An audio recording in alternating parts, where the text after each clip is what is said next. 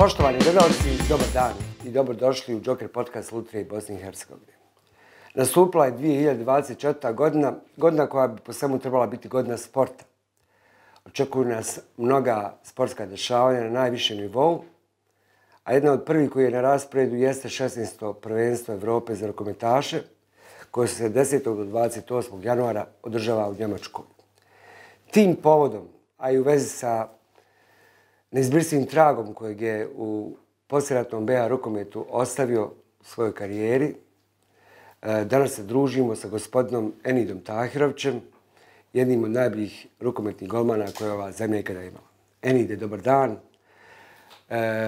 sretno novo ljeto i dobrodošao u naš studio. Nadam se da ćemo se lijepo družiti na njih 70 minuta. Dobar dan i tebi, dobar dan i cijeloj ekipi, dobar dan naravno i gledalcima i također ja se pridružujem čestitkama za novu godinu i želio bih naravno poželiti svima puno prevashodno zdravlja, sreće, pa onda svega ostalog. I usput hvala na pozivu. Potičeš iz sportske obitelji, rahmetli mama je bila rukometašica, rahmetli otac je bio fudbaler i fudbalski sudija, pa nije čudo da si i ti nekako došao u sport, odnosno da je sport postao tvoje životno zanimanje. Međutim, po sopstvenom priznanju, kao mali bio si poprilično razmažen i lijen, pa kad si došao na rukomet da treniraš u tadašnji RMK Bijeljina 1984. godine, se odmah odlučio da braniš. Naime, bilo ti je mrsko da trčiš. Možeš se malo sjetiti tih vremena, tih svojih nekih sportskih početaka i kako si od jednog dječaka kojeg je, kako si mi pričao, tetka te čuvala, nisi išao u obdanište. Pa jes. Počeo da treniraš rukomet. Rođen sam 72. u Bijeljini, eto kao što sam rekao, potičem iz te neke sportske familije. Mama rahmetli je bila rukometašica ženskog rukometnog kluba u Bijeljini dugo godina. Tata je bio, rahmetli otac je bio prevashodno je bio kao prvo fudbaler radnika i onda je u prilično nekim ranim godinama doživio povredu koljena koja se tadašnjom medicinom nije baš mogla sanirati. I onda je posljednje te kraće pauze i ozdravljenja počeo da se bavi sudijskim poslom i na kraju je bio savezni fudbalski sudija. A ja sam rođen u porodici koja s jedne strane sam bio jedini unuk. Dugo zapravo godina sam bio jedini unuk, pa sam onako imao sve te neke privilegije da jedino unuka pored nekoliko unuka koji je bilo. A s druge strane sam bio, neću biti da sam bio len, ali sam bio neko dijete bez obaveza. Nisi ništa morao? Ništa nisam morao. Nisam imao nekog interesovanja ni za što, onda su roditelji došli na ideju da me moraju malo negdje uputiti, aktivirati, da tako kažem, za sport. Prvo je bio kratko karate, onda mi se nije svidjelo, mislim, sport za lopti, bez lopti ne volim. Pa onda je to bio kratko, isto bio golman isto u mlađim kategorijama radnika, tad isto golman, ali i to nisam se dugo nešto zadržao i na kraju sam, da tako kažem, sa 12 godina odveden na trening, na rukometni trening i od prvog dana, poput u fudbalu, tako sam odlučio da budem golman, čisto iz razloga što nisam nešto volio da trčim. Dakle, do 1992. godine vrijedno treniraš u Bijeljini, ukazuje se mogućnost da pređeš u Slobodu, da braniš i za rukometni klub Sloboda iz Tuzle. Međutim, dolazi rat, dolazi ta agresija i Bijeljina je nekako prva pogođena bila tom agresijom na Bosnu i Hercegovinu. Ti i sestra u jednoj priči koja je stvarno filmska, uspijevate nekako da se dokopate Austrije. To su vremena u kojima je rukomet jednostavno prestao da bude neka najvažnija stvar u tvom životu. Šta se dešavalo i kako si uspio da iz tog ratnog vihora nekako izvuče živu glavu skupa sa sestrom se domogneš Austrije? Pa ajde kratko ću se vratiti na taj period. Rukometni klub Radnik iz Bijeljine se takmičio tada u nekoj republičkoj ligi tih godina. Ja sam izuzetno mlad, sticajem ti nekih okolnosti, postao prvi golman već sa nekih nepunih 18 godina. U to vrijeme sam već bio pozvan i u omladinsku reprezentaciju u Bosni i Hercegovini i odradio jedan trening kamp u Kuparima dole, tu su bili poznati rukometni kampovi. I učestvovao jedne godine na turniru tadašnje Bratstvo jedinstva omladinske reprezentacije koje je bilo u Travniku. 1991. u ljeto sam upisao fakultet u Tuzli i potpisao sam ugovor sa rukometnim klubom Sloboda kao na dvojnu registraciju tad, ali sam trenirao i pohađao fakultet tokom sedmice u Tuzli, ali sam se morao vraćati u Bijeljinu i igrati utakmice za rukometni klub, jer takav je bio dogovor klubova da tako odradim tu sezonu 91-92. Nažalost, iz poznatih tih razloga ta sezona se zapravo nikad nije završila i tog 1. aprila krenulo je to sve što je krenulo u Bosni i Hercegovini, u Bijeljini i polako svijet je napuštao na ovi ili na one načine grad. Ja smo sestra tog, mislim da je bio 26. juni 1992. Napustili grad. Tatin jedan prijatelj iz nekih školskih dana je organizovao to naše prebacivanje. Posle te vožnje prema Novom Sadu, došli smo na željezničku stanicu u Novom Sadu, kupili smo karte za Beč. U okolini Beča je živio naš rođak, također jedan bivši sportista i također bivši golman fudbalskog kluba Radnik. I cijelu noć putovali, ujutro smo završili na željezničkoj stanici u Beču gdje nas se dočekao rođak. Mislim, ja sad ovako pričam to onako sve, ali u tom momentu nije to baš sve jednostavno izgledalo. Daleko jednostavno. Dosta toga, taj tatin prijatelj, ne bi sad ni da ga imenujem, uglavnom je dosta toga stvarno sa svoje strane uradio da to bude relativno bezbjedno i bezbjedno nas je doveo. Bio cijelo vrijeme sa nama dok nismo ušli u voz i onda smo ja i sestra napustili Novi Sad negdje u ranim večernjim satima. Tako. Lutija Bosne i Hercegovine se bavi igrama na sreću, a svi mi znamo iz svojih životnih priča, kad poslije realiziramo neke situacije koje su nam se desile i tako neke stvari, da nam je sreća svima neophodna.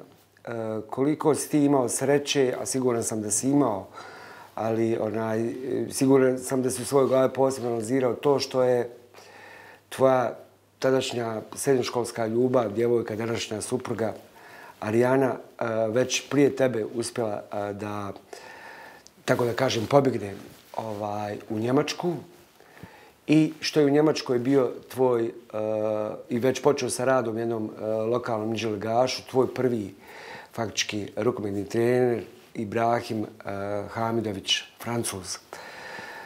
Odjednom se ukazala prilika da se ti spojiš i sa Arijanom, a i da se spojiš sa rukometnim sportom, odnosno da odeš u Njemačku i da, pa da kažem, otprilike nastaviš tamo gdje si stao u Bijeljini u junu 1992. Pa jeste, ja sam prvu godinu smo proveli, ja i sestra u Austriji kod rođaka i bilo je i tu u Austriji i u to vrijeme je bio jedan pokušaj da krenem igrati rukomet. Tadašnji austrijski prvoligaš Bad Voslau, isto u okolini Beča. Tamo sam išao na neke treninge, jer ljudi su bili poprilično zadovoljni, bili su voljni da ja ostanem. Međutim, u 1992. nije bilo mogućnost jednostavno da ljudi dođu do mojih papira da me mogu registrovati za taj internacionalni transfer. I onda sam ja negdje proveo do sredine 1993. tu i odlučio sam na poziv, kao što sam rekao, mog i prvog rukometnog trenera iz Bijeljine, Ibrahima Hamidovića, poznatog u Bijeljini kao Francuza, inače oca od našeg najboljeg i najpoznatijeg repera Frankija. Pozvan, dobio sam neke papire da mogu otići u Njemačku. On je već radio u jednom mjestu, živio i radio u jednom mjestu u okolini Nimberga i bio je trener tog rukometnog kluba. I pozvao me da igram, da brani za taj rukometni klub i ljudi su mi našli posao i stan i sve. I stvarno ja sam u ljeto 1993. se preselio u Njemačku, otišao sam sam. A supruga je sa roditeljima, oni su već na samom početku, posle par dana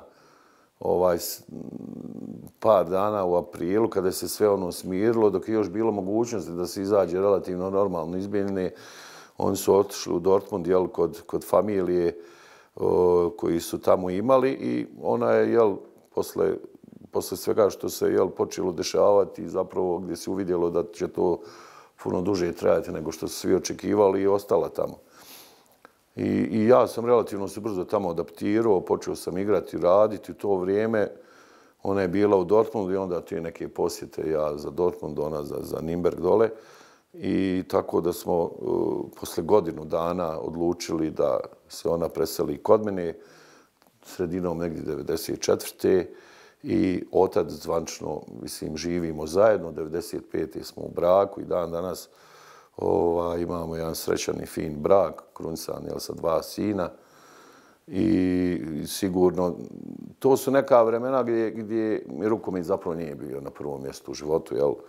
Roditelji su još uvijek bili u Bosni, pa su i oni nekad 94. izašli u Austriju. Jednostavno nisam ni imao ni neki posebni ambicija da nešto više napravim.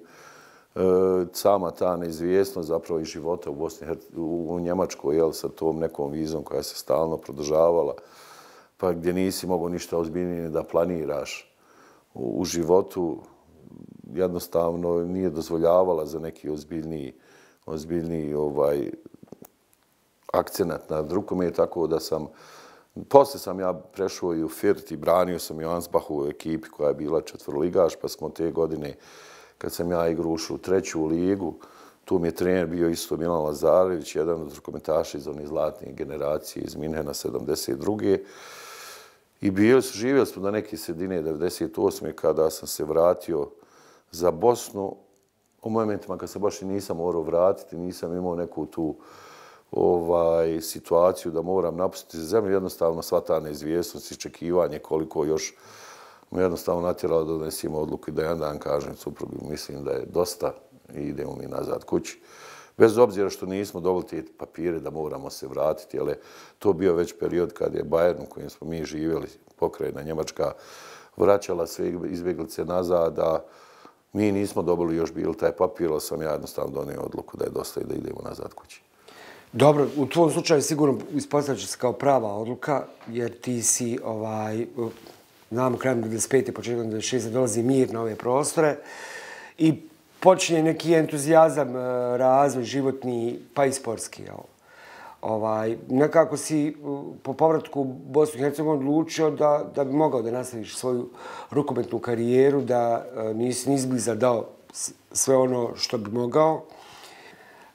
I u sezonu 2002-2003 trener Rabaz Arslangić, ti dolaziš, postaješ prvi golman i dolazi prva dupla kruna, znači prvenstvo i kup, i počinje neka dominacija tog kluba na domaćoj rukometnoj sceni. Ko možda se malo sjetiš tih vremena i tog nekog, ja bih rekao, razvoja rukometa i razvoja interesa za rukomet, jer uskoro je naše prvenstvo počelo biti jako interesantno, pune dvorane, razna rivalstva i sa banjalučkim borcem, sa izviđačem iz Ljubuškog, posebno rivalstvo, rekao bi, sa Visočkom Bosnom. Pa taj neki prilaz iz Želje u Bosnu i početak kompletnog tog jednog projekta rukometnog kluba Bosna, koji za ona vremena bio poprilično ozbiljan. Pa dobro, vraći se na ovaj period, znači vraćamo se u ljeto 98. za Tuzlu, posle neka 2 mjeseca na poziv ljudi tad koji su vodili rukometni klub Željničar, dolazim u Želju, selim se u Sarajevo i dovedeni smo, pored mene je dovedeno još stvarno nekoliko u to vrijeme i što reprezentativaca, što potencijalni reprezentativaca u Želji, stvarno je bila jedna dobra ekipa i prve godine mislim da smo igrali onaj poznati play-off, ja mislim, za prvaka. Mislim da je to bio, ili to bilo druge godine, ne mogu sad tačno da se sjetim. Uglavnom, na početku je situacija u klubu bila onako relativno ok. Financije su bile na vrijeme. Međutim, posle jednog određenog perioda stvarno upada klub u jednu finansijsku krizu. Pojavljuje se taj projekat rukometnog kluba Bosna na čelu sa gospodinom Nerminom Salmanom.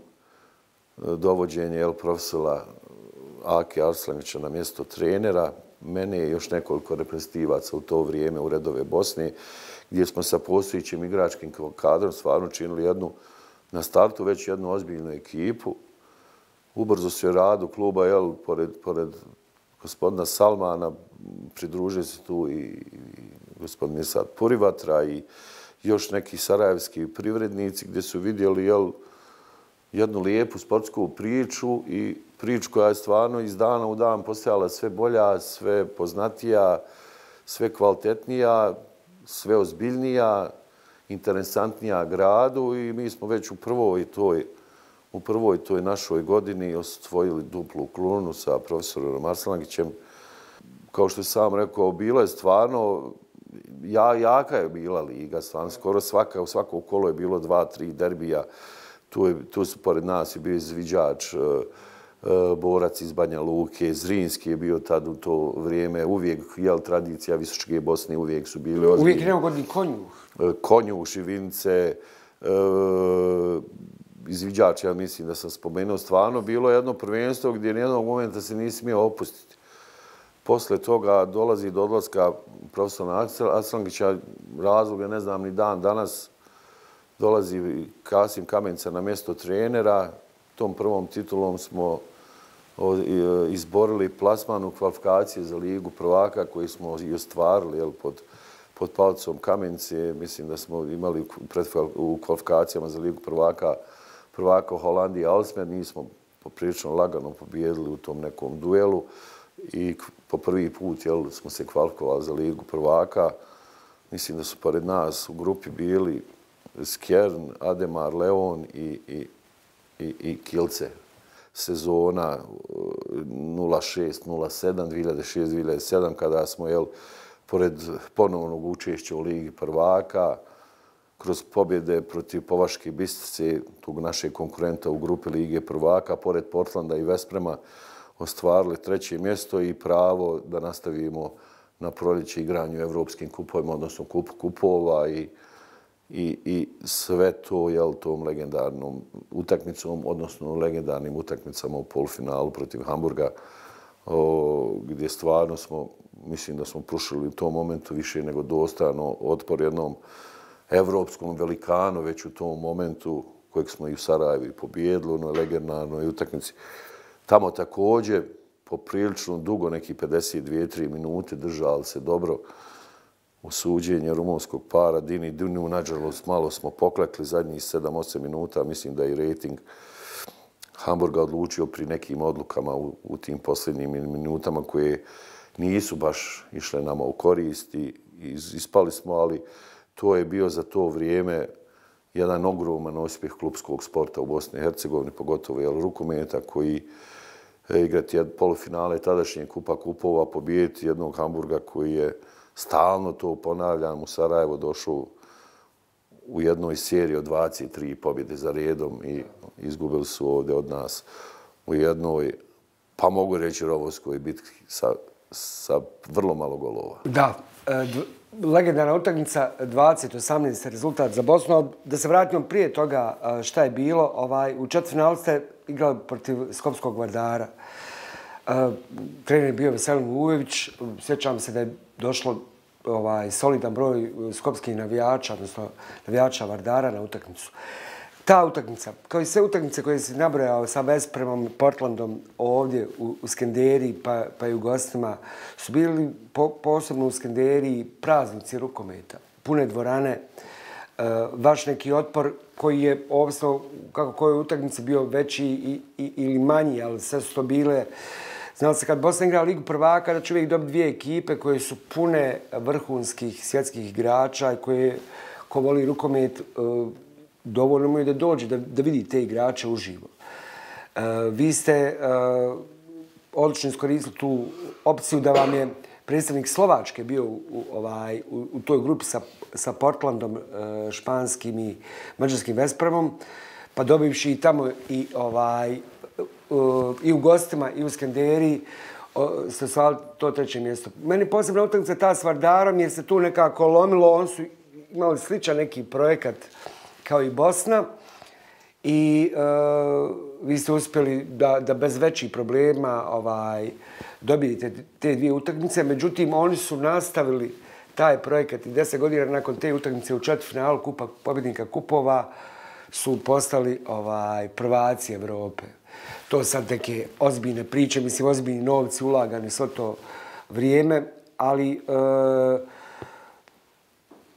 ti si u cijeloj toj priči imao posebnu ulogu kao kapiten, kao golman i ono što treba sigurno podvući i sjetiti se danas nakon svih tih godina da si u Evropi imao nevjerojatan prosjek 18 odbrana po utakmici. To je nekako vrijeme tvog nekog stasavanja u vrhunskog sportista ove zemlje, pa si 2006. godine dobio i veliko priznanje za najboljeg sportistu Bosne i Hercegovine za 2006. godinu. Molim te, kakav je bio osjećaj dobiti tu nagradu i kako si se osjećao u to vrijeme? Siguran sam da si bio jako ponosan. Dobio si još puno nekih drugih nagrada, ali ova je, moramo priznati, posebna. Pa jeste, ta je godina stvarno bila prelijepa za sve nas u rukometnom klubu. Počeli smo u toj grupi. Mislim da je raspored bio takav da smo odmah nekako najvažniju utakmicu za nas igrali već u prvom kolu. Prva i 6. utakmica je bila protiv, ja mislim, protiv Povaške Bistrice, s tim što smo prvu i utakmicu igrali u gostima. I prvo polovreme nije baš govorilo da ćemo mi to nešto, mislim da smo gubili neki 3, 4, 5 razlike. Ja onako nisam mogao strane da pogledam. Stvarno smo loše odigrali. Prvi ja, pa onda svi ostali.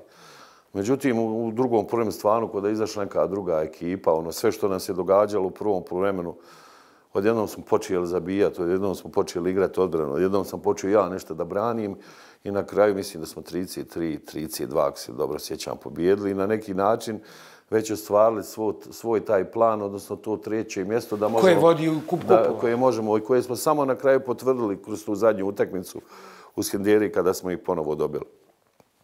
Između ostalog smo igrali, između te dvije utakmice smo igrali ti 4 utakmice, odnosno 2 dvojmeča sa Vespremom i sa Portlandom.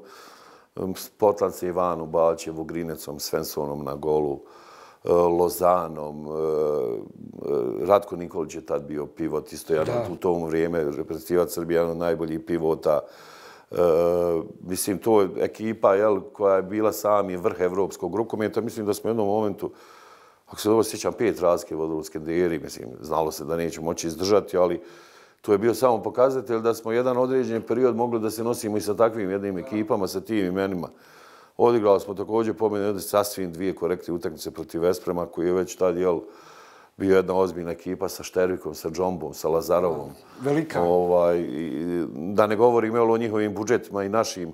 Bez obzira što smo mi stvarno u to vrijeme za naše uslove stvarno imali jedan fin budžet, ali naravno on je bio neuporediv sa budžetom antievropskih velikana.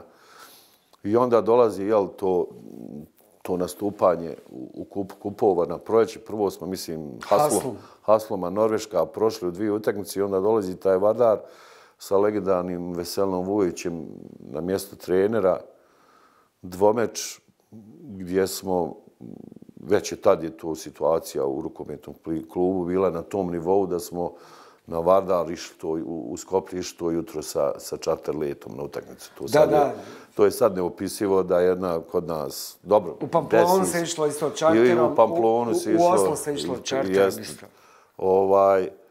Išli smo to jutro, igralo se u staroj dvorani Kale u Skoplju, tad jedinoj dvorani koja je bila u Skoplju, poslije će se napraviti Boris Trajkovski i ova druga, kako se zove, 2 arene. I odigrali smo, mogu reći, u Grotlu, jer nije baš jednostavno igrati u Skoplju pred prvom dvoranom, poprilično su oni vatreni, mislim da smo 33-32 izgubili, ili 34-33, gdje smo stvarno odigrali jednu kvalitetnu utakmicu, nismo se nijednog momenta nešto prepali. Bili smo sigurni da ćemo uzvratu da i dobijemo. I onda uzvrat, naravno, isto prepuna Skenderija, 50.000 gledalaca, polovrijeme, mislim da je bilo ovako, ne onako možda kako smo očekivali, neka 2-3 razlike, ali smo početkom drugog polovremena stvarno stisli sa svih strana i odvojili se odmah već u prvim minutama na 4, na 5, na 6, na 7, na 8 I mislim da je ta utakmica poznata po tome da oni nama između 30. i 47. minuta nisu nijedan gol dali. 17 minuta prvog poluvremena je Vardar bio bez gola, mi smo sa tih 2-3 otišli na 10 i utakmica je bila gotova.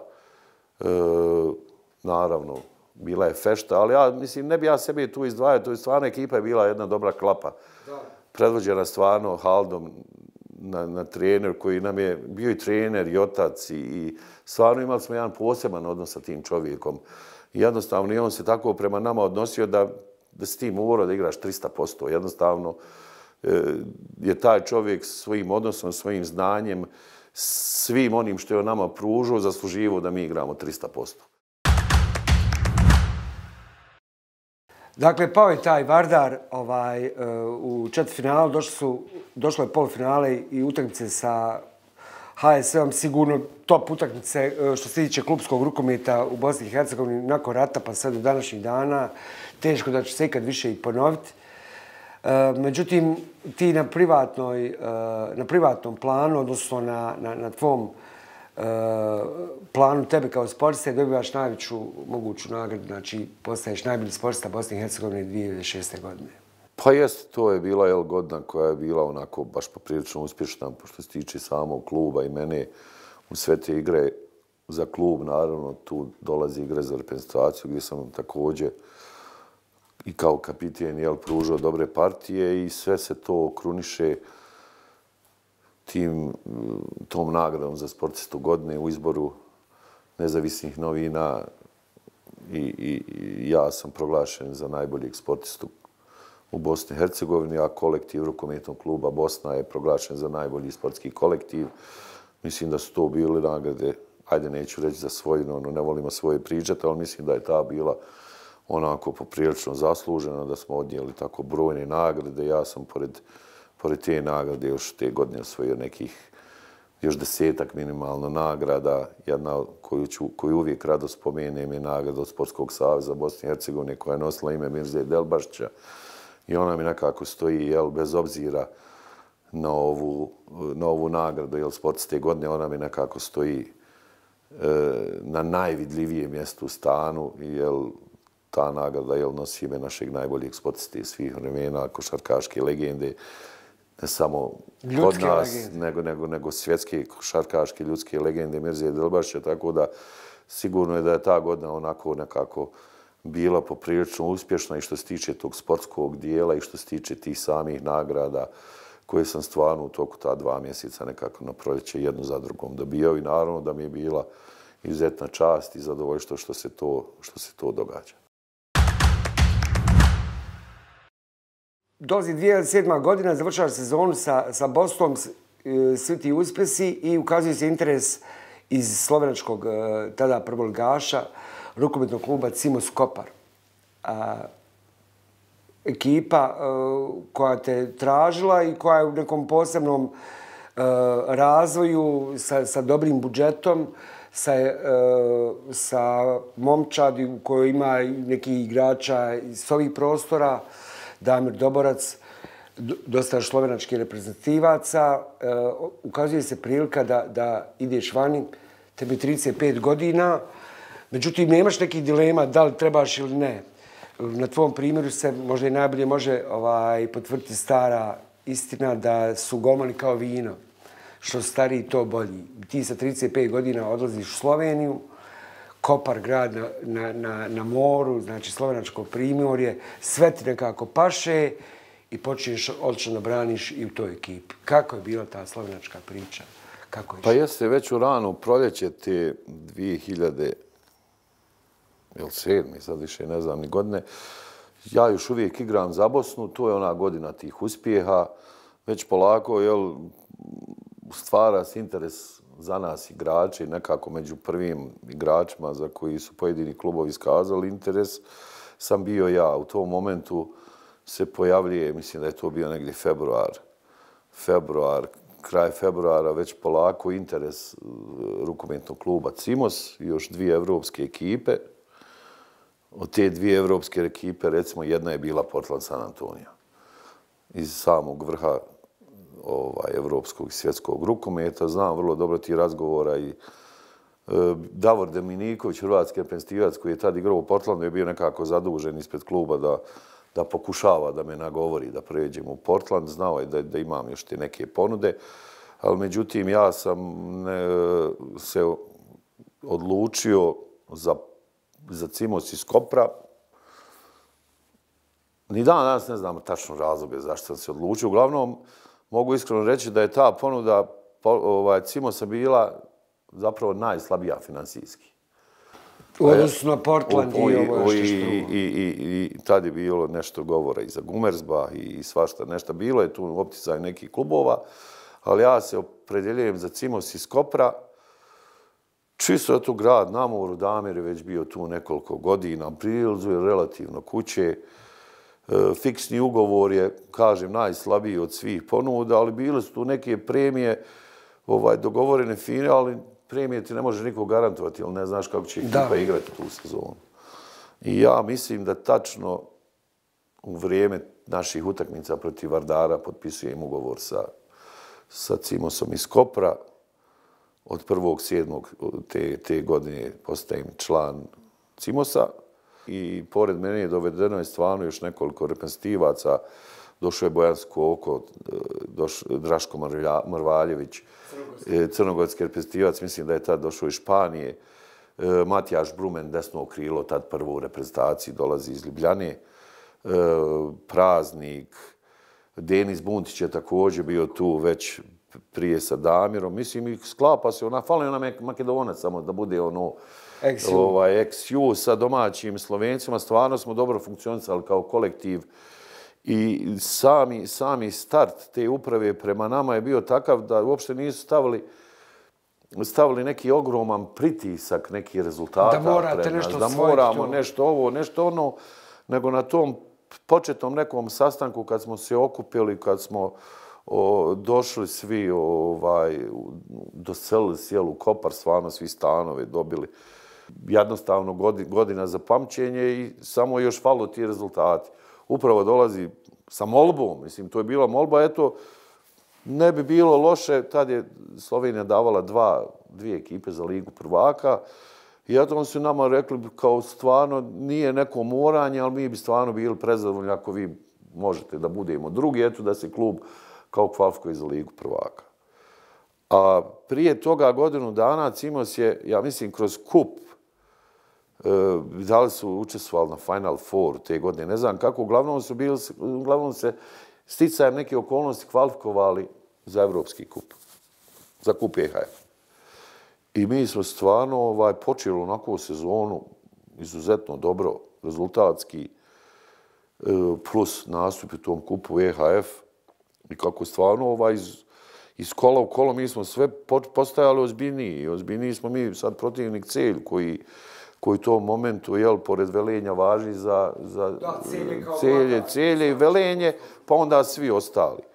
Ali međutim, mi smo tu non stop prvi, drugi, postajemo sve ozbiljniji, Evropa ide također do tog polufinala, prolazimo, mislim, Bragu, pa Metalurg iz Skoplja, i onda to četvrtfinale zapravo nezaboravno protiv Lemga.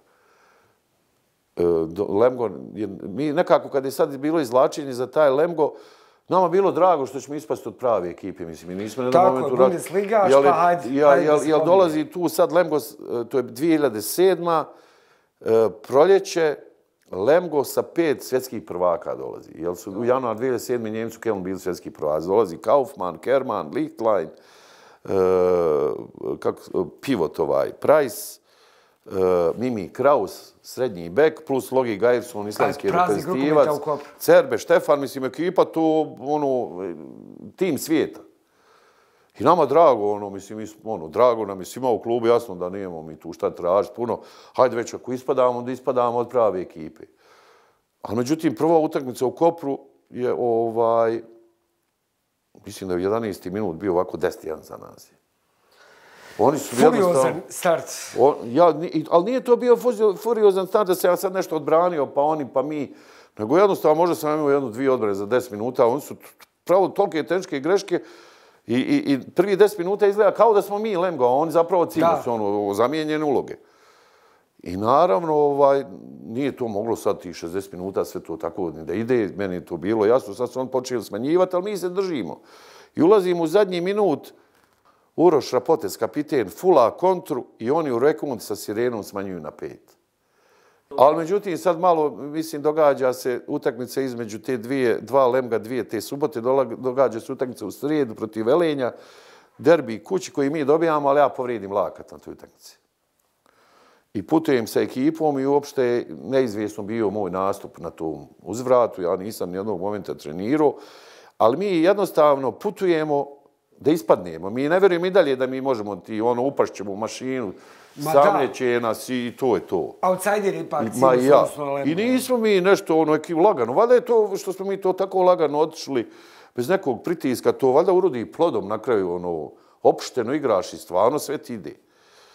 I ja stvarno ne treniram nijedan trening do same utakmice, do subota navečer utakmica i sad u subotu ujutru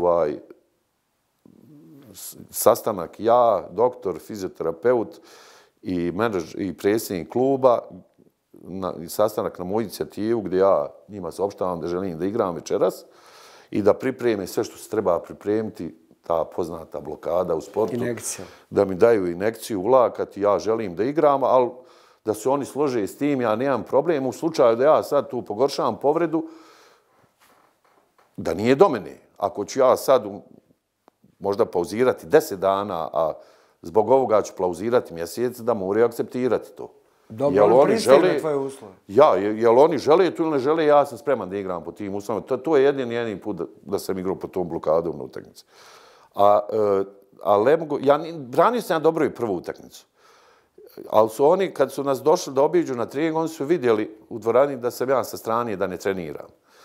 I oni su znali da sam ja povređen, bili su iznenađeni kad su vidjeli da sam ja u rosteru. Da ću ipak braniti. Da ću ipak braniti i počinje utakmica ja, ne sjećam se datuma, ali u toj Liperland hale se zove dvorana u Lemgu, sa blokadom igram svoju najbolju utakmicu u života. 31 odbrana. 31 odbrana sam morao. Mislim, 31 odbrana u rukometu, eto, koliko u rukometu se igra 60 minuta. Ne znam kako da dam neki suvislo objašnjenje tome kako si ti to branio. Koliko sedmera sam branio tu utakmicu? Pa ne sjećam se, mislim da je 1-2 sedmjerca, ali jednostavno su oni momenti kad se ti zapitaš zapravo šta se događa ovo. Ludilo. Da mi s igrače manje, to često ja i Damir Doborac, pomoćnik sad selektora, trener Gračanice, pričamo, mi igramo igrača manje imamo i dogovorimo se da puštamo Kermana da šuta. Da. I Damir mu se skloni, Kerman, to je sad stvarno ugao za takvog jednog igrača, to je malte neko sedmjerac, čovjek vrati loptu, ne smije da šuta. Ne smije da puca. I mi smo tu utakmicu vodili cijelu 5-6 razlike i uzvrat. Mislim da bi dobili 10 da nismo zadnjih 15 minuta slavili. Jer smo počeli sabirati, vodimo 5, imamo 5, ne mogu nam ništa i malte ne da nam je bilo svejedno zadnji 15 minuta šta se događa na terenu. To je, mislim, neću reći da smo pravili cirkus, ali je bilo vidljivo da ne igramo više na onih 100% na kojima smo igrali. I dobili smo uzvrati 4 razlike. Stvarno to je bilo, kažem, neverovatna utakmica gdje su svi bili šokirani.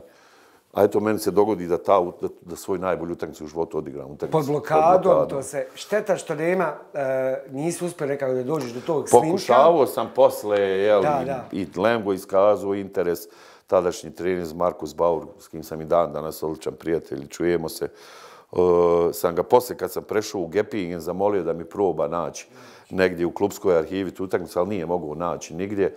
Tako eto da, pored nekih snimaka, dosta koji imam iz svoje karijere, nemam, nažalost, snimak svoje najbolje utakmice. Dobro, to je bilo sa Lemgom. Došlo se do polufinala. Tadašnji Kopenhagen je bio prejak u polufinalu. Međutim, u domaćim takmičenjima, već smo spomenuli kako je Celje bilo neprikosnoveni vladar tada klubskog rukometa, pa i Gorenje, Velenje je bilo na nekoj višoj otprilike poziciji u odnosu na vas prije samog prvenstva. Vi ste uspjeli da se plasirate na Final Four kupa i to se igralo baš u Celju, ako se ne varam, i uspjeli ste da osvojite taj kup, što je veliko bilo za Cimos. A u prvenstvu ste završili drugi, čak je do zadnjeg kola se nije znalo ko će biti prvi ili drugi. Vi ste gostovali u Celju, bilo vam je potrebna pobjeda. Celj je odgovarao i Remi, niste uspjeli da pobjedite tu utakmicu, svejedno veliki uspjeh je postignut te sezone osvajanjem kupa i osvajanjem drugog mjesta i ovim plasmanom polufinala EHF.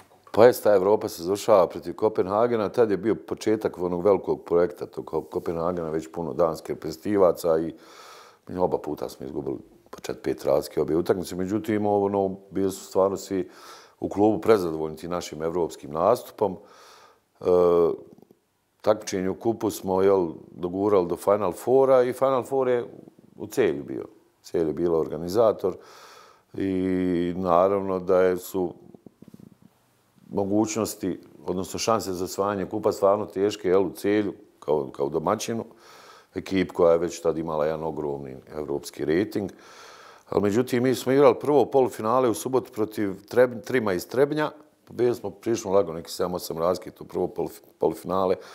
I sutrašnje finale koje je bilo poprilično rano, hajde da kažem, isto 4-5 sati, protiv Gold kluba. Prvo vrijeme je bilo nerešeno, mi smo drugo vrijeme dobili sa 8 razlike i ukupno, pobjedom 8-9 razlike smo osvojili slovenački kup. To je bila prva titula za rukometni klub Cimos u istoriji njihovoj. A prvenstvo je se pogodilo tako da posljednje kolo mi igramo u Celju redovne lige i da je nama zapravo našom krivicom više, mislim da smo titulu izgubili 5 ili 6 kola prije toga u Trbovlju. Protiv ekipe sa dna tabele gdje smo mi otišli i ničim izazvani izgubili utakmicu. I tu neku prednost od 2-3 boda, odnosno taj bod jedan smo imali uvijek više od Celja i u tom momentu je nas Celje prestiglo i ti 5-6 zadnjih kola smo mi i njih ganjali, ne više oni nas. I zadnje kolo idemo u Celje, njima potrebna pobjeda, nama potrebna samo pobjeda, njima dovoljan i taj nerješen jer imaju bod prednosti. Ali međutim nismo mogli cijelu utakmicu nekako bilo u nekom zaostatku 2-3 gola razlike i jednostavno Celje je zasluženo te godine osvojilo titulu. Naravno u klubu svi prezadovoljni, ostvaren onaj plan kvalifikaciju za Ligu šampiona, osvojen kup, polufinale, kupa kupova, stvarno, mislim, sve od prvog do posljednjeg čovjeka u klubu. Sezona zapamći. Sezona stvarno, i grad je stvarno i tamo postao odjednom pune dvorane tokom cijele sezone. Stvarno dobra ekipa, lijepa priča jedna u to vrijeme u Kopru. I kažem, eto tu godinu dana, trebao sam još godinu dana ostati, ali nisam. Nisi, nije izgledalo da će biti tako, pogotovo kad si tek dolazi u Kopar. Dobra ekipa, super rezultati, tebi prijatno i tvojoj porci, mjesto stanovanja, život na moru, ipak lijepa hava. I divan položaj Kopra, sve je blizu, Trst na kafu. Međutim, ukazuje se interes iz Bundeslige, odnosno u tvom životu se ukazuje lik i djelo gospodina Velmira Petkovića, čovjeka koji je sa rukometnim klubom Borac 1976. bio prvak kao igrač, prvak Evrope, zatim kao trener 1991. godine sa istim klubom osvojio IHF, tadašnji IHF kup, a u to vrijeme je trener njemačkog bundesligaša Göppingena. Ti si imao u svom ugovoru s Koprom jednu posebnu klauzulu koja ako se plati, ti bi postao slobodan igrač, odnosno mogao se da ideš tamo u taj klub koji bi to platio. Velmir Petković, Petko, popularni, je insistirao da ti dođeš u Göppingen, pa kako je došlo do tvojeg prelaska u Bundesligu u Njemačku, odnosno do tvojeg povratka u Njemačku 10 godina nakon što si napustio tu zemlju u onom svojstvu kakav si bio 1998. Pa jeste, ja sam već, kad sam došao u Kopar, onako, potpisao ugovor o zastupanju sa poznatim, možda i momentalno najboljim rukometnim menadžerom Andrejom Golčem, bivšim francuskim reprezentativcem. Tu je ta agencija za koju naš legendarni Senja Maglajlija također radi. I Andrej je već imao neke određene igrače, popriličan broj u Bundesligi, imao je već i u Göppingenu i oni su preko Andreja saznali za stvari koje se nalaze u mom ugovoru. I negdje, sjećam se dobro i momenta kad me je nazvao, bio sam u Izoli, otišli smo ja i Bojan Skoko na kafu i vidim zvoni mi telefon, njemački broj, Petko zove, a naši prvi kontakti su zapravo bili 2 godine prije toga, kad je Göppingen učestvovao na poznatom turniru šampiona u Dobaju. I on je već tad mene lovio da pređem, bilo je nekih pregovora, razgovora. Ja s Bosnom igrao, to je s Bosnom turnir, ja mislim 2005. da je. I neriješeno su igrali, mojom krivicom smo igrali neriješeno, zato što treba pobijeti. Ja sam bacio neku glupu kontru na +1, koji su oni presjekli, dali go izjednačiti sa Sirenom, mjesto da je ne bacam, ali eto. I zvoni mi telefon, halo, Petko, tamo vamo, gdje si Buraz, šta ima, mislim, tako smo mi komunicirali, već u to vrijeme, znali smo se. I sjećam se dobro, njegovi prvi riječi, kaže, sad mi nećeš pobjeći. Kao sam kao pobjegao, a sad kao, pa šta je, pa kaže, bil ti došao. Ja ovako nešto se zamislim, fino mi ovdje, mislim, lijepa godina, kao probudiš se, svako jutro ideš kraj mora, pjuckaš kafu jutarnju, tamo ti ne trebaju neke debele jakne i ništa, tamo Ma idealno. Prelijepo, idealno, blizu Portoru, Žizola, Trst gledaš. Nije ni Sarajevo, nije ni BH predaleko. Nije ni kuća daleko, ali jednostavno ta činjenica Bundesliga, ta magična riječ me privukla, gdje sam mu rekao, Buraz, znaš šta je, dođite. Vrijeme. Dakle, jednostavno danas sutra kažem svojoj djeci i da znaju djeca da je otac igrao u Bundesligi, tu je NBA liga, najbolja liga na svijetu. Znao sam ja da je financijski vamo, sad se vraćam na one premije koje sam spominjao, sad moj ugovor fiksan plus one premije, meni je financijski iznad svi očekivanja ta sezona u Cimosu. Ja ne idem sad, znači ja ne idem u Bundesligu zbog financija, nego jednostavno želim da budem dio te priče zvana Handball Bundesliga. Znali su oni sve, pa kaže, znamo mi sve, ti znaš. Mislim, to je čovjek koji sve iskopa kad mu treba nešto. Ti znaš, evo vi platite tu cifru i ja sam slobodan igrač, to je to. Vi s Andrejom završite moj ugovor. I relativno smo se mi brzo dogovorili, oni su javili klubu da su iskazali interes, da će platiti, to obeštećenje za mene koliko fiksno stoji ugovor i klub Cimos bez obzira na sve želje da me zadrže, jednostavno mi nisu mogli, jer taj uslov je ispunjen, jedan jedini, u sportu. Znamo, platiš obeštećenje, igrač je slobodan i to je se i dogodilo. Oni su platili obeštećenje i ja sam od 1.7.2008. bio igrač Göppingena. Dolazi na mjesto Čeha Martina Galije, koji je bio češki reprezentativac, 4 godine proveo u Göppingenu i on je također za neko lijepo obeštećenje prešao u Lemgo. I dolazi na mjesto, nije meni baš bilo jednostavno, već ja imam 36 godina, mogli me, bez obzira na sve, tamo i ne znaju. Göppingen je ozbiljna rukometna sredina, to je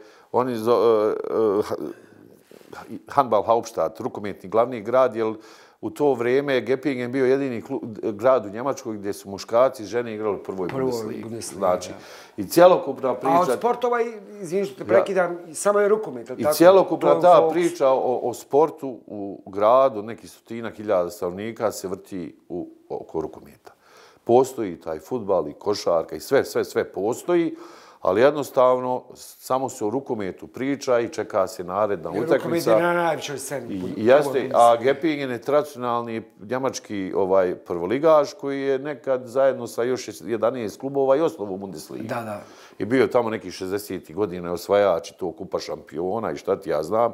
I stvarno ozbiljne legende potiču iz tog kluba. Veliku tradiciju. Veliku tradiciju ima. I tu poznatu legendarnu dvoranu Hohenstaufenhalle, koja je dvorana sa najnižim krovom. On je malo iznad ti dozvoljeni nekih visina. I zbog tog krova i zbog tog cijelog neka posebna atmosfera je. Da, akustika je posebna. Ti baš ne dolaziš u Göppingen da igraš, Rado. I zbog atmosfere, a i posle će se ispostaviti da je Göppingen ekipa koja akcenat stavlja više na odbranu nego na napad, pa te mi usput i premlatimo i pobijedimo. Radnička ekipa. Ja prelazim u Göppingen, ekipa u tom momentu dolazi više, ne znam, uglavnom je Paver Horak, Ali Garcia su lijevi, bekovi, Gino Švajkard i Knojle. Posle Hefner, sadašnji reprezentativac, je bio tad mlađih dana. Dado Anušić od naši je bio i Nikola Manojlović, reprezentativac Srbije. I meni jednostavno nije baš veliki je pritisak. Zamijeniti čovjeka, recimo, tamo na kraju svake godine se bira i najbolji igrač. Najbolji igrač te ekipe. I Galija je zadnje 4 godine proglašavan od strane gledalaca za najboljeg igrača. I sad, nije to... A događa se još u sve to da se ta poznata dvorana renovira. Jednostavno, u gradu su donijeli odluku da ne prave novu dvoranu, nego zbog te tradicije da se ta dvorana, bez obzira koliko će koštati renoviranje, da se ona renovira zbog tradicije cjelokupnije. I mi tu moju prvu sezonu treniramo po manjim dvoranama u Gepingenu, a sve domaći utakmice igramo u Porsche areni u Stuttgartu, koja svaki put puna, nema veze što je ti neki 40 km. Dolaze Raja iz Gepingena. Raja je 6.500 gledalaca, svaka utakmica je rasprodata Porsche arena. I mi stvarno tu igramo dobru sezonu. Moja prva utakmica protiv Gumersbaha nije mi baš za debi, ja mogu i neki lakši biti protivnik, ali eto. I utakmica... Ti voliš što je teže. I utakmica počinje po nas ne toliko loše rezultatski, koliko loše za mene. Stvarno, ja nisam mogu... Malo trema, malo taj pritisak. Jedno 17-18 minuta nije to. U jednom momentu Petko mene zove i viče, aj Buras, kaže, sjedi jednom 2 napada samo na klupu. I zamijeni on mene i nije prošlo 2 napada, neki 20, 3. 4. minut utakmice. Sjećam se dobro, sedmerac i on viče mene, hajde, kaže, idu ući sad od brane ovaj sedmerac i završuje ovu utakmicu kako treba. Mislim, sjećam se dobro njegove riječi. I sjećam se dobro, vraćam se u igru i Momir Ilić je šuto, sadašnji trener Vesprema, šuto sedmerac kojim ja njemu branim i do kraja utakmice imam 17 odbrana za ti 35 minuta. Baš je bilo ko što je Petko. I preokrićujemo mojim odbranama. Pavel Horak, češki reprezentativac, odigrao je fenomenalnu utakmicu, dao je 90 golova i mi dobijamo 7 razlike na kraju. Otprilike, što si rekao za Gepingen, kad si ti došao, uprkos toj velikoj tradiciji, to je bila ekipa neka za 9. 10. mjesto, recimo, u poretku Bundeslige. Međutim, vi ste stalno prebacivali to, završavali 5. i 6. a posebne 2 priče ste ispisali u EHF kupu u sezonama 10. 11. 11. 12. ako se ne varam, kada ste prvo osvojili taj EHF kup, pa ga onda odbranili, što je bio tada presedan, da je neko 2 sezone... Kao prva ekipa koja... Da je neko odbranio taj trofej. Ti si od toga da si imao veliki pritisak kako će zamijeniti tog Čeha koji je otišao u drugi klub i koji je bio prilike najbolji igrač tima. U međuvremenu si ti postao taj, dakle, vrlo brzo si postao kapiten tima i postao si jako popularan u gradu. Pričao si da je ono baš bilo, da si imao problem da odeš Pa ne samo ja, svi. Da, u sam poslu ili tako negdje u restoran, da te odmah neskole navijači, jer to je grad koji živi za rukomet. Pa jeste, ja sam već posle prve godine, mislim, u pripremnom tom periodu, kad je taj trening slager, što oni kažu, imamo taj jedan dan koji je kao neki workshop, dovedu nam nekog lika tamo što nam ispira mozak cijeli dan i nešto se mi kod djeca igramo, ali to je taj team building, što se kaže. Tad počeci ti neki, nama pogotovo sve novo kontamo, šta hoće od nas. A poslije vidiš da je to ima neke svrhe. Ima nekog efekta, igramo se neki igrica dječji. Između ostalog, sad najzbiljnija stvar, bira se kapiten taj dan. I stvarno, nas 17 je bio igrački kadar, 17 listića i sad biranje, otvara se jedan Enid, drugi Enid, treći Enid. I tako 16 puta Enid i ona moja jedina, Kristijan, sam ja ovog Šenea. Dakle, glasanje za kapitena ekipe. Ja, Kristijana Šenea, znako s kojim sam bio od Njemaca, ponajbolji, on je istočni Njemac, pa je on odrastao koji mi nekako, jel? Pa smo bili najbliži dan danas. Sad inače prvi menadžer Gepingena kao sportski direktor, kao u tom nešto stilu. I postao sam i stvarno, to mi je bilo nešto izuzetno velika počast. Neki Bosanac došao sad posle godinu dana, Hali Garcia je bio kapiten, kubanski Islanđanin, on je Kubanac, Island, juniorsko svjetsko prvenstvo pobjegao i onda je on igrao je posle i za Island. I dugo 8-9 godina je proveo u Gepingenu, lijevi bek koji je završio karijeru. Eto, ja sam zamijenio njega i bio sam naredni, cijelo moje bitisanje dalje u Gepingenu. Sam bio kapiten koji se posle nije ni birao na tim workshopovima. Ja sam počeli. Ja, kao, stalno igrač kažu, da ne gubimo vrijeme, kao bit će opet isto. Mi smo zadovoljni, sve, a ja stvarno, znali su oni moju konekciju s Petkom, znaš, i sad kad je tu neka pauza 3 dana, iskopam ja onaj 4. dan, jer u onom ritmu je svaki dan nam je bitan. Ma pregovaram ja s Petkom, pa to i znaju oni da ću ja to nagovoriti njega, deba, pusti nas. A inače, kao što sam rekao, mi smo ekipa koja je po kvalitetu, po svemu, po novcu, po budžetu godišnjem, trebala da bude 9. I 9., 8., 9., 10. A mi smo, zahvaljujući najviše njemu, jer stvarno nas je tjerao da treniramo, da svi stvari smo se doticali na treninzima. On je stvarno, ne da je maksimum iz nas izvlačio, nego više od maksimuma. To je, mislim, čovjek koji je stvarno, po meni, u to vrijeme bio najbolji trener na svijetu. Fanatik koji je, kažem, to jednog tako bio kandidat u to vrijeme i se prepalo otiće nam igrači, bez obzira što je to Golgota, neću sad nazad Golgota, sad kad bude on gledao, on će se smijati, ali stvarno mi ko Rudar treniramo. Onda u jednom momentu ispalo i ovo bio kandidat za njemačkog selektora. Mi da ne bude otići, doće nam neko, nema nas nigde, jer sa njim smo nekako navikli, znao je našu žicu, mi njegovu.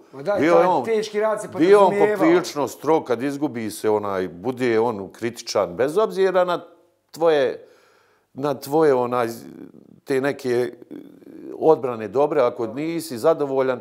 Sjećam se dobro scena na utakmici odbranim lupam, ovako u seriji, zicer, sedmerac i još jedan zicer, onda primim go, ubliže on vrišti na mene. Ja njemu išem, pa buraz, ove 3, ma kaže, nisam ja te doveo da 3 ne odbraniš, nego ovu jednu. I to je ta što moram da odbranim. Dobro, tako vas je tjerao, stvarno nikad nije... I stvarno, nama nije bilo teško, bez obzira kad se malo na proljeće zamori organizam. Ali stvarno, znali smo da samo tako možemo igrati za to neko 4., 5. mjesto. Atmosfera, naravno, u gradu, fantastična, svi oduševljeni našim igrama i naravno, kruna svega toga su te 2 evropske titule Kupa EHF, serija sezona 10-11, gdje smo imali njemačko finale protiv Gross Wallstadta. Prvu smo kući, ja mislim, dobili samo 2 i tamo smo dobili 4 uzvrat i drugo finale sezone 11-12 smo igrali protiv francuskog prvoligaša Dunkirka, ili što Njemci kažu Dunkirchen. I nismo, tamo mislim da je bio X kući, smo ih dobili lagano. I tako da smo osvojili, odbranili titulu i te godine je došlo do te promjene reorganizacije evropskih takmičenja i to je malte ne bio zadnji kup EHF. Tako da to više nikad niko neće moći. Tako da neće ga više niko osvojiti, a kamol da odbrani, jer kad se sad uzme tabela osvajača kupa EHF tamo od nekih 90-ih godina, kad je početkom 90-ih, kad je to krenulo, da smo jedina ekipa koja ga je uspjela odbraniti. Polako prolaze godine, evo već je 2012.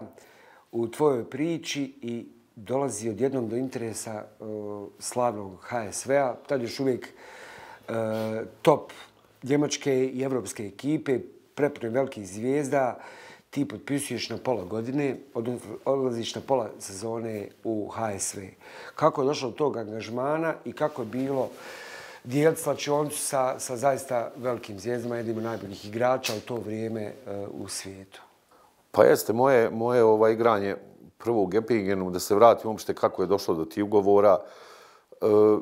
Dogovor između mene i mog menadžera i kluba je bio takav, oni su bili uvijek voljni sa mnom da produže ugovor, što je za igrača velika stvar. Obično igrač u zadnjeg momenta ne zna da li ostaje, jesu zadovoljni. Da, tebi dava opštenost. Ali malte ne, o mom boravku, dužini mog ugovora u Gepingenu sam ja odlučivo. Jedino što sam bio dužan da u toku sezone tekući, za koji imam još ugovor, sam bio dužan da do 1. decembra njima saopštim da li ja želim još uvijek još jednu sezonu da produžim ugovor. I ako kažem želim još jednu sezonu, automatski mi se ugovor produžava na tu tekuću sezonu i na još jednu.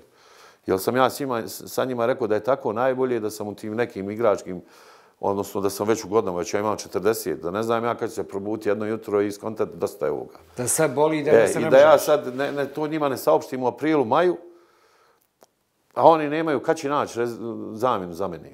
I onda je 1. decembar je taj neki period, da oni decembar do tog nekog aprila, kad već oni imaju rosteri za narednu sezonu, da oni mogu naći golmana.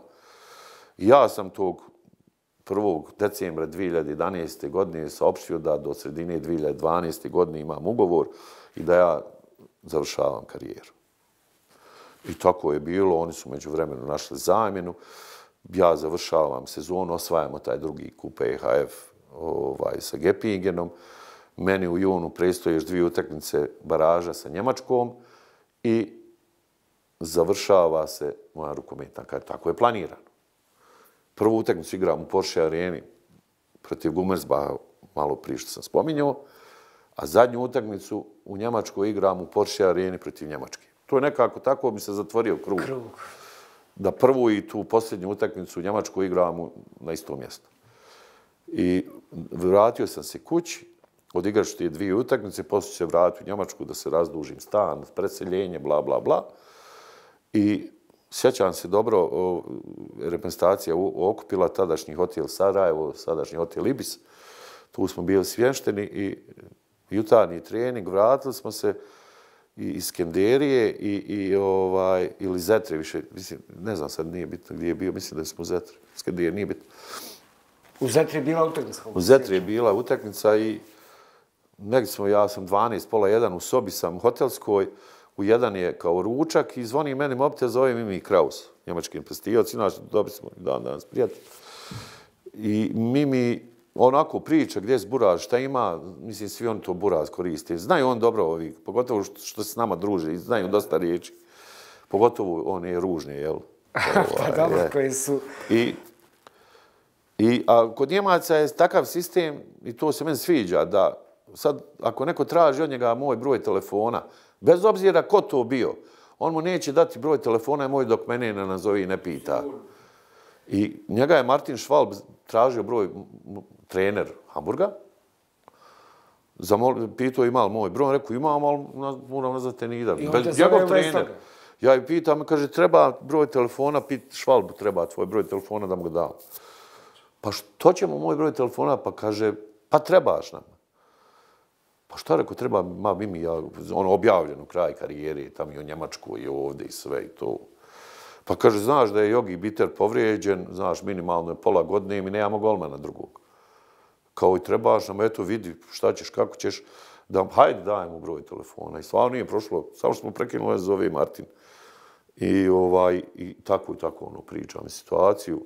Nudi mi jednogodišnji ugovor sa mogućnosti sporazumnog raskida za novu godinu ako Bitter ozdravi do tada. A predviđanja su da će ozdraviti.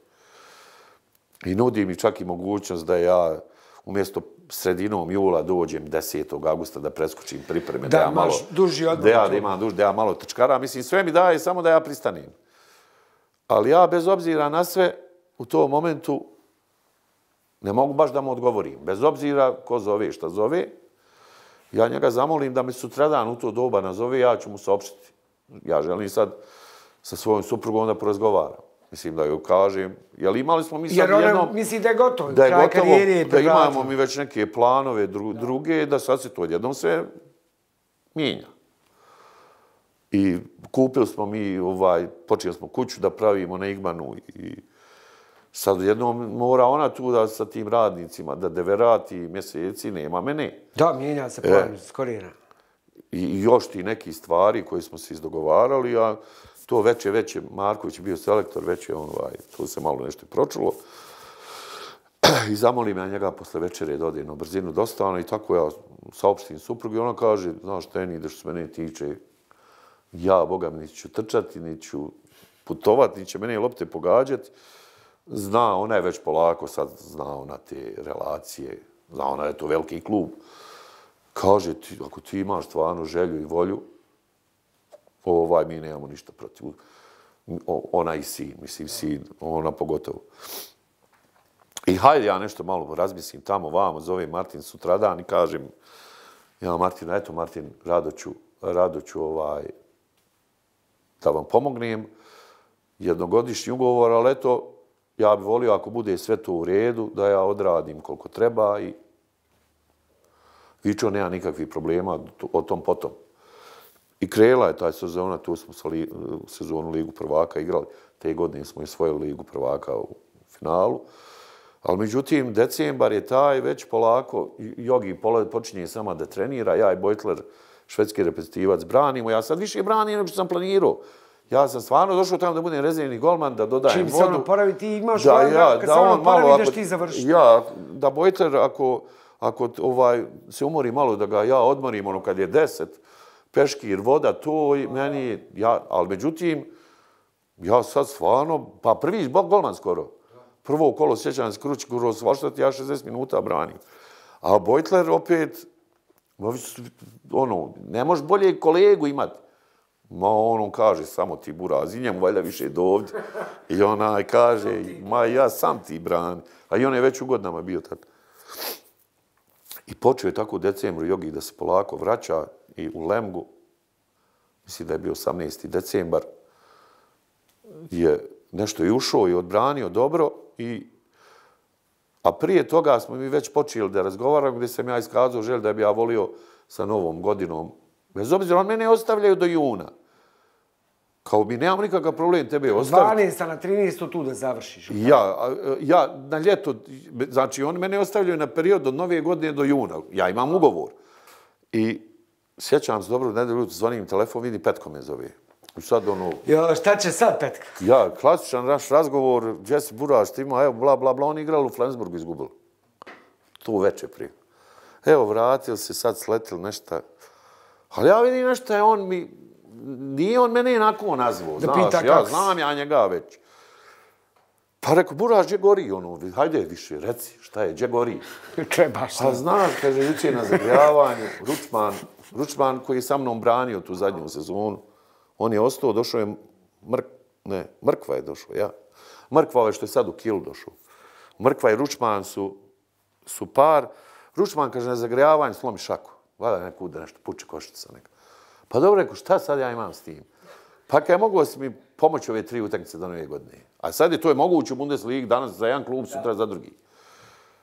Zna to Petko vrlo dobro. Pa rekao, Buraz, koje su ti utakmice, kaže, kući Magdeburg, Rhein-Neckar u gostima i Lemgo u gostima. Joj, kontare koji mogu gori utakmice. Pa kako, šta, kaže, ja sam je zvao klub, kaže, oni su dali zeleno svjetlo, kaže, ako ti želiš, oni nemaju ništa. Sve ćete pustiti. Ja, te 3 utakmice. Ja ovako, ne mogu da vjerujem šta mi se događa. Rekao, Buraz, imam 2 uslova. Rekao, jedan uslov je da se dogovorite kako ćete mi platu za decembar isplatiti, ne interesuje me kako, ali primanja ova. I pod broj 2 neću avionom u Gepingen, nek neko dođe po meni. Imamo neki stvari, ne mogu da vukljam se po avionu sa njima i 2-3 torbe, imam, skupilo se i tam neki stvari. Ma sve, da sam rekao, ne znam, da on dođe po mene došao. Ma to, da te krpiće nosi. I to je ljudi, nedelja. A utorak se igra protiv ovoga Magdeburga. Ja. I u ponedeljak, ja sam još uvijek ponedeljak cijeli dan u Hamburgu, navečer se opšaštam od ekipe i Aleks je već Kolb došao po mene, pakujemo se i cijelu noć, on mene vozi, negdje smo u ranim jutarnjim satima došli, ja sad spavam i to večer imam utakmicu protiv Magdeburga. Sad je već to objavljeno, vraćam se, ja to, mislim, stvarno oduševljeni su tu u Gepingenu. I sad utakmica protiv Magdeburga, onako, Magdeburg, evo sad, evropski prvaci, tad smo i dobijali. I Mrkva brani solidno, onako prvo prema, ja nešto molim Boga da ne uđem, rekao da mi ovo dobijemo, da sad znaš, I jedno 10 minuta drugog poluvremena, joj, Mrkva stao nikako, ja ga zovem malo da ga dignem, ali ništa. I vidiće on mene jednom momentu, Buraz, kaže, moraš ući. I sad ja ulazim ja na -1, mislim da je -1 bilo, da je Magdeburg vodio jedan razlike, ali to ti opet se vraćamo na onu sreću. Vraćam se u svoju dvoranu i prvi, ja mislim, 4 lopte na utakmici koji su oni šutnuli, ja sve 4 odbranim i mi damo 4 gola, odemo na 3 razlike i on nas više nikad ne stignu i dobijemo mi tu utakmicu. Odemo u Mannheim, primimo gol sa zvukom sirene, vodili 1 neriješeno, razočarani, ali da nam nudi bod, prihvati, ali ovako ne valja. Jer smo stvarno vodili i u zadnjoj sekundi nam dao Doric gol. I Lemgo izgubimo, ali smo loše igrali i ja oproštaj, završim ja tu sa bavljenjem rukometa i nije kraj tu. Januar smo ja i supruga proveli na zapadu malo putešestvije, familija, shopping, novogodišnji praznici, bla, bla, bla. I od 1. februara ja startujem u Rukometnom savezu kao stručni saradnik. I sredinom februara, petak, i sjećam se dobro, ta kuća je gotova na Igmanu, već je snijeg. Tamo vamo i ja i supruga se dogovorili da vikend provedemo gore na planini. I petak ujutru, sjećam se dobro, pijem kafu, 9 ujutru.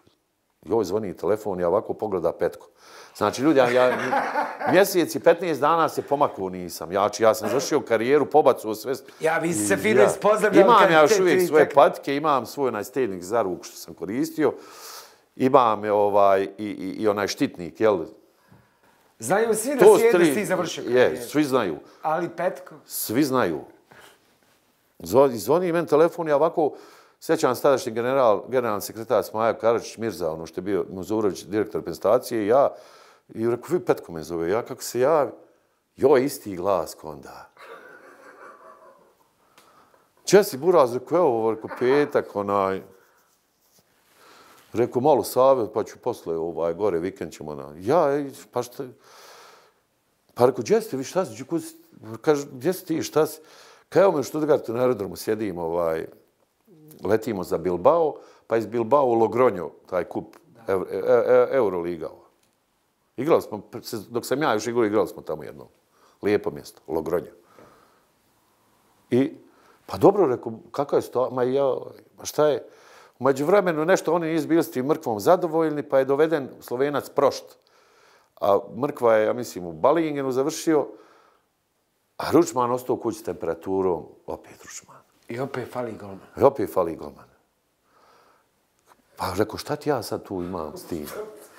Pa kaže, Buraz, kaže, imaš. Pa kako, rekao, imam? Šta imam ja? Kako? Pa kaže, prijavio se na tebe za evropske kupove i na proljeće. Pa rekao, to da kaže da imam pravo nastupa? Kaže, ja. Pa rekao, i šta sad? Slušaj, ti sad kreni kući. On već je, moja je torba sa njima krenula, on je znao da ću ja pristati.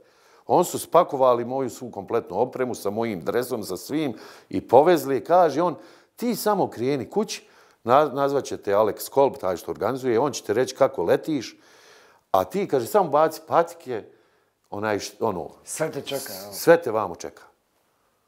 Ja gledam, rekao, ljudi, ba, vi će meni smao, ljudi, ba, ja šta ćeš, znaš, ako ti pomozi, ako trebaš. Pa rekao, ljudi, nisam se pomakao, ba, baš nisam se pomakao. Ne znaš ti Petko reći ne. I ja kući dolazim, sjećam se dobro, ulazim kući, Arijana viče, otkud ti? Rekao, odu u Španiju. I ona ovako gleda, kako Španija? A rekao, Petko, kaj vas dvojica niste normalni. Rekao, zvao me opet je frka. I umeđu vreme Alex nazvao, izvinjava se, nije mogu naći bolji let, jel nema tu sad, daj šta ima. Sarajevo, Zagreb, Frankfurt, Bilbao. I hajde ja dođem negdje za ponoć, taj Bilbao, i ništa ja nisam trenirao, čekaju me svi tamo u hotelu večera, i soba, torba moja, i sutra utakmica, Primož, onako dobro branio prvo vrijeme, pa nešto zapije u drugom, evo rekao Primož, a meni se baš sad ne ulazi, ba puće mi nešto. Ma ja, nespreman. Ja. Mada je me gledao na zagrijavanju, ja njemu, šta me gledaš, nisam zaboravio braniti Gleda me na zagrijavanju kad su malo šutevi to, i ja njemu šta je Buraz, vidiš, ba, znam još uvijek. I nisam ušao, nešto, ne znam da li je... A utakmica je bila totalno nevažna rezultatski. Nisam trebao, mogu i s jednim golmanom, a let. I posle smo se fino, pošto smo već bili u Logronju, znali smo gdje treba izaći. I onda smo nek do rani jutarnji sati ekipa malo izašla probati. I to je konačno bio kraj. I to je bio konačno kraj. Jaš me jednom zvao godinu dana posle i opet sam pristao kad je bio trener Eisenaha da mu i tu pomognem, ali pošto je on preuzeo Eisenach, je bio druga liga, nije se moglo tako brzo papirologija završiti. Pa nisi onda. Pa ali sam pristao bio. Da. I par dana kasnije mi javio Buraz. Ostaje za ovih da Petku nisi... Ali dan danas se čujemo i dan danas smo super prijatelji. To je stvarno čovjek koji je obilježio taj dio moje karijere. Malte ne nam je bio i kotac tu kad si imao uvijek problema. Neki mogu mu se obratiti stvarno. Trener s kojim moraš znati, ali kad vidi on da dolazi to sve svoje strane, onda si on postavi stvarno maksimalno i za mene je stvarno čovjek jedan koji je te pogotovo godine u Njemačkoj i sad je selektor je Rusije, nažalost zbog ovih svih dešavanja Rusija ne igra, ali međutim stvarno čovjek koji mogu puno zahvaliti i koji je puno toga, od kog sam stvarno puno toga naučio što se tiče sporta i života i puno smo se družili ovako, čovjek koji je volio otići s igračima i u shopping i baš je onaj to period jedan koji je vezan za njega. Dakle, 12 godina si od 2000. do 2012. se branio za reprezentaciju Bosne i Hercegovine, skupio 99 nastupa, međutim, sistem takmičenja je bio takav da naša reprezentacija uvijek morala igrati prvu grupu, pa ako bude prva u grupi igra baraž. Baraž uvijek je čekao neki protivnik koji je i na papiru i u praksi puno jači od nas, ima veći rejting, sudije, znamo koliko utjecaja mogu sudije imati u rukometnom sportu. Posebno su upečatljive te utakmice protiv Mađarske u kvalifikacijama za svjetsko prvenstvo u Hrvatskoj, gdje smo malo reći oštećeni, bili u revanšu u Skanderi, utakmica je prekinuta. I ova utakmica pred kraj tvoje karijere gdje smo izgubili 10 razlike u Njemačkoj, pa smo u revanšu Zetri zamalo stigli to. Opet je falio jedan taj gol da se stigne ta velika prednost. Elem, kao reprezentativac nisi uspio da ugrabiš veliko takmičenje, ali par godina nakon kraja tvoje karijere naša reprezentacija je konačno preskočila taj baraž. Dobro poznata utakmice sa Islandom, prolazak i odlazak na svjetsko prvenstvo u Kataru. Kako se osjećao u tom trenutku kad se to konačno desilo, bez obzira što si ti završio svoju karijeru, jer jasno je da tvoja generacija, s obzirom kakvi je sve igrača bilo tokom tih godina, da je bio drugačiji sistem takmičenja da bi vi bili na svakom velikom takmičenju na završnici. Kako se doživio taj veliki uspjeh, povijesni uspjeh plasmana rukometne reprezentacije na prvo veliko takmičenje svjetsko prvenstvo u Kataru 2015. Pa to često ponavljam kad pričam o mom igranju u reprezentaciji, odnosno te podatke koji mnogi ne znaju da je za vrijeme moga igranja, mislim da je do neke 2016. broj učesnika na Evropskom prvenstvu bio 16, a na svjetskom 24. Tad je se promijenilo i broj učesnika na Evropskom prvenstvu sada 24, a na svjetskom 32 reprezentacije. Da je takav bio broj učesnika, mislim da bi ona generacija, odnosno one dvije generacije za koje sam ja igrao, da bi mi bili svaki godine redovni učesnici i Evropskog i svjetskog prvenstva.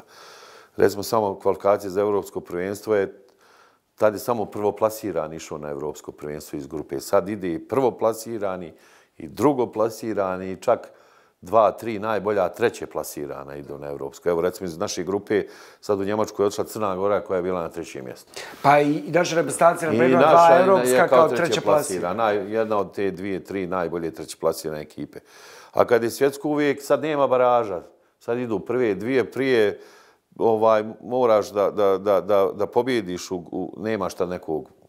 I onda igraš baraž, pa dobiješ onda tu reprezentaciju, bilo je ti pokušaj, najbliži taj pokušaj je bio i ta Mađarska koja je prekinuta uz vratu i Njemačka koju smo zamalo stigli, ali međutim sve je to nekako po tom nekom starom sistemu krunisano odlaskom reprezentacije na svjetsko prvenstvo u Kataru, pobjedama protiv Islanda. Mislim, sjećam se dobro da sam utakmicu igrao u kući onog momenta kad je završena utakmica, odnosno onaj pas na krilu u zadnjem napadu Islanda kad je ispao krilni igrač. Ali to kad je bilo svjetsko prvenstvo u fudbalu u Brazilu, kad se igrali te utakmice. Te godine smo igrali i fudbalska i po prvi put i rukometna igrali su to svjetsko prvenstvo 2015. I sjećam se dobro da su mi suze krenule na oči, bez obzira što nisam aktivno učestvovao u tome, naravno te neke emocije prema državnom grbu, prema tim momcima. U tom momentu još dosta momaka igra s kojima sam ja igrao, moj cimer dugogodišnji Prce, u tom momentu pored sa Benjom na golu i najvažniji igrač u tim duelima. Ne samo u tim duelima, ali u tim duelima pogotovo Nikola Prce. I stvarno, naravno da mi je bilo drago da su mi suze krenule na oči od radosti da smo konačno jednom uspjeli. Evo sad vidimo da smo postali redovni na tim evropskim prvenstvima. Nadam se da će dolaskom selektora Arslankića da će se to nekako praksa postati da pored tog evropskog da igramo i ta svjetska prvenstva, jer samo tako možemo dizati rating. Evo sad nas očekuje to evropsko prvenstvo u Njemačkoj. Da, očekuje nas evropsko prvenstvo. U grupi smo sa Švedskom, Nizozemskom i Gruzijom. Švedska aktuelni evropski prvak. Sve utakmice, da napomenemo, i to igramo u Mannheimu. Prva utakmica na programu 11. Igramo protiv Švedske evropskih prvaka. 2 dana kasnije igramo protiv Nizozemske.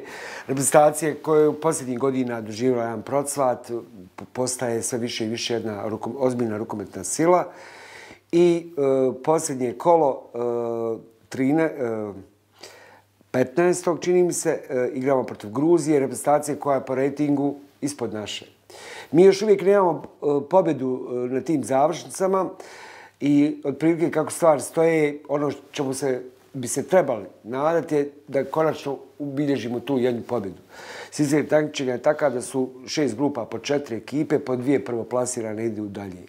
Kako vidiš naše šanse, odnosno kako vidiš trenutno našu reprezentaciju, gdje još ima nekih igrača još iz svog perioda, na primjer tu je Mirsad Terzić, svojih 40 godina i dalje igra za reprezentaciju, braća Burić su tu, Marko Panić od starijih igrača. Kako vidiš općenito našu reprezentaciju, odnosno trenutno snagu BA rukometa, obzirom da si u rukometnom klubu Vogošća aktivan posljednjih godina, dobar si poznatelj domaćih klubskih prilika, pa i toga kako je jaka naša reprezentacija i šta može na ovom evropskom prvenstvu? Pa jeste, do sad imamo ta 2 učešća sa 6 poraza. Ove godine smo učesnici evropskog prvenstva, gdje smo bili birani iz tog 3. šešira, pa smo automatski dobili ekipu iz 4. šešira koja je nekako po rejtingu slabija, ajde da tako kažem, od nas u ovom slučaju to Gruzija, debitant na evropskom prvenstvu, reprezentacija s kojom smo se nekad baš onako poigravali po 10 razlike, ali međutim, eto nekako su i oni napravili tu neku selekciju i uspjeli se kvalifikovati, mislim, protiv Mađara, protiv Mađara su igrali neku utakmicu gdje su iznenađujuće dobili i plasirali se na evropsko prvenstvo. Što se tiče Švedske i Holandije, mislim da su ispred nas, treba onako realno pričati. Švedska, koja je za mene u krugu favorita za samu evropsku krunu. Holandija je ekipa koja u zadnjih par godina igra fantastično i na evropskim, na svjetskim prvenstvima. Dolaze bez najboljih igrača. Smica, koji je zadnje godine sa Magdeburgom osvojio ligu prvaka, sad je član Flensburga. Međutim, zbog nekih zdravstvenih problema sa srcem je morao napraviti neku pauzu od 2-3 mjeseca. Tako da će propustiti evropsko prvenstvo, ali međutim da još uvijek su ispred nas, bez obzira što dolaze bez njega. I nama zapravo treba fokus da bude na toj posljednjoj utakmici protiv Gruzije, da ostvarimo tu prvu istorijsku pobjedu na evropskom prvenstvu. Na svjetskom je imamo protiv Irana. Prva utakmica. Protiv Irana, jel tako jeste? Prva utakmica. I mislim da to treba da bude cilj i ovih priprema i ovog turnira u Švicarskoj na kojem trebamo da učestvujemo i na samom evropskom prvenstvu. Čisto radi sticanja iskustva i tako je neka Crna Gora krenula 1-2 učešća bez pobjede, pa jedna pobjeda, pa onda druga pobjeda na sljedećem prvenstvu, tako da treba da nam bude možda to neki primjer da ti mladi momci steknu određeno iskustvo igranja protiv, jer to nam je jedina šansa da imamo u tako kratkom roku tako kvalitetne protivnike gdje se iz poraza dosta toga nauči. Ekipa je, mislim, po meni je to nešto što najbolje imamo u ovom momentu, spoj te neke mladosti i iskustva predvođena našim kapitenom Terzićem. Naravno, tu su braća Burić i Panć kao neki od momaka koji su duže tu i u reprezentaciji. Tako da vjerujem da će to i selektor Svanlegić uspjeti da posloži i da ćemo odigrati to prvenstvo nekako da napravimo uvertiru za tu posljednju utakmicu protiv Gruzije, da naravno se što bolje predstavimo protiv Švedske i Holandije, a da nam akcenat bude ta utakmica protiv Gruzije. Kažem, mislim da je vrijeme za tu prvu pobjedu i nadam se i mislim da su momci dovoljno i jaki i kvalitetni da ostvari prvu pobjedu. Da, što se tiče ostalih reprezentacija, odnosno kompletnog tog takmičenja, kakav, znam da zvuči kao floskula, ali kakav nas rukomet očekuje, ko su po tebi glavni favoriti za sam vrh, za poredak i zamolit ću te da nakon što to mi odgovoriš, da napravimo neku prognozu toga ko će iz ovih 6 grupa proći u drugi krug takmičenja. U posljednje vrijeme stvarno i evropskih svjetskih prvenstava da po meni ima Danska je uvijek najveći favorit, onda iza Danske dolazi Švedska, Norveška, Španija i Francuska kao reprezentacije koje po meni su oni neki najuži kandidati da mogu Danskoj pomrstiti račune. Šta ve XU ekipe? Da li Njemačka nešto može, mislim da ne može. Hrvatska, mislim isto da ne može do samog gore vrha, do medalja. Što se tiče XU, također ne vidim ni Slovence, ni ja ne vidim kao neke reprezentacije koji mogu više da napravi. Kažem, kao svi ovih zadnjih godina, glavni favorit je Danska, a ti neki kao dofavoriti, da tako kažem, su ti 4 reprezentacije koje nekako se uvijek tako ispostavi da se poredaju posljednjih godina, ali kažem, za mene je Danska uvijek favorit broj 1, a kandidati za ostale medalje po meni su te dvije ostale skandinavske zemlje, Švedska i Norveška, plus Španija i Francuska, a mislim da sve ostale reprezentacije teško mogu doći do medalje. Dobro, evo ja za kraj bi još dodamo neku prognozu. Dakle, mi ovdje u ovom podcastu imamo uvijek na kraju, ja prognoziram rezultate 13 fudbalskih utakmica koje će se igrati u narednom periodu. Igra se zove Pogodi 13-ku, pa ja i moji gosti prognoziramo ishode utakmica fudbalskih. Uglavnom bezuspješno, odnosno neuspješno to radimo, da imamo kakve ćeš ti biti sreće. Dakle, nije Pogodi 13-ku, nego Pogodi 12-ku. U ovom slučaju 12 reprezentacija koje će proći prvi krug i ući u drugi krug. Dakle, po grupama ćemo proći, pa samo da mi ti kažeš svoju prognozu ko ide dalje, dakle, ko će biti tam prva 2 mjesta u ovim grupama. Evo, dakle, grupa A, utakmice se igraju u Düsseldorfu i Berlinu. U grupi su Francuska, Njemačka, Sjeverna Makedonija i Švicarska. Dalje idu... Da, dobro, Njemačka i Francuska. Grupa B, također u Mannheimu se igra kao i ova grupa u kojoj se takmiči Bosna i Hercegovina, Španija, Austrija, Hrvatska i Rumunija. Španija i Hrvatska. Španija i Hrvatska. Grupa C, utakmice se igraju u Minhenu, Island, Mađarska, Srbija i Crna Gora. Island i Srbija. Island i Srbija. Grupa D, utakmice se igraju u Berlinu, Norveška, Slovenija, Poljska i još jedan debutant, Farski otoci. Norveška. Ko je drugi? Slovenija, Poljska. Slovenija, Poljska. Mislim da je i Slovenija da je bolja od Poljske. Okej. Naša grupa Švedska, Holandija, BiH, Gruzija. Pa dobro, onako realno, sad bez nekih emocija, Švedska i Holandija. I grupa F, Danska, Portugal, Češka i Grčka. Danska i Portugal. Portugal je tu, će biti sigurno drugi. Dobro. Mislim, to onako, mislim da je samo ona grupa iz Srbije, gdje je Srbija bila da je treća, a ovo je, vidi se po tim potovima. Da su svi favoriti ove prve dvije. Dobro, to bilo to. Eto, jedan iscrpan razgovor, stvarno. Pričali smo o mnogim stvarima iz svoje igračke karijere, o rukometu općenito. Tebi, tvojoj porodici, želim zaista sve najbolje u 2024. godini.